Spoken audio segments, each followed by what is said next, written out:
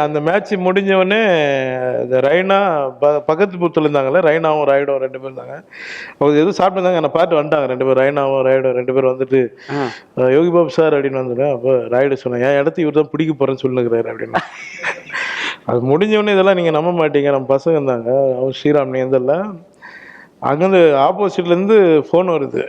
Dhoni sir அவர் manager அடிக்கிறாரு, ஏன் இவ்வளோ லேட்டாக வந்துட்டீங்கன்னு கேட்குறாரு. யார் அப்படின்னா டோனி கேட்குறாரு. ஏன் அப்படின்னா, இல்லை அப்போ வந்து சீக்கிரம் வந்திருந்தீங்கன்னா 12வது பிளேயராக இறக்கலான்னு பார்த்தேன். எதுக்கு வந்து லாஸ்ட்டாக இறங்கி அந்த பில்லு பிடுங்கிறதுக்கா, அவர் கார் ஏறி போக சொல்லுங்க அப்படின்னு. நான் நல்ல பழக்கம் அவர். சாட்சி டோனி சார்லாம் ரொம்ப க்ளோஸ். எல்ஜிஎம் மூலியமா பழக்கமா இல்லை அதுக்கு முன்னாடி? இல்லை, அது ஒரு படம் வரும் இல்லைங்களா, அப்போ பாருங்க. படம் வருமா? இல்ல நீங்க வாங்க, அடுத்த கருத்து வாங்க. எல்லாத்தையும் நோண்டி கேட்டா இல்ல எங்க ஒரு அண்ணா இல்ல எனக்கு புதுசா ஒரு தகவல் சொல்லும்போது என்னன்னு தெரிஞ்சு வரும். அதெல்லாம் ஒரு படம் பண்ணும்போது ஒரு கிரிக்கெட் கதை ஒண்ணு இருக்குது, அது என்னோட ஒரிஜினல் கதை. அது வரும் அது வரும்போது நீங்க பாருங்க. பயங்கரமா இருக்கேனே, ஸ்கூல் கதை ஒண்ணு, கிரிக்கெட் கதை ஒண்ணு.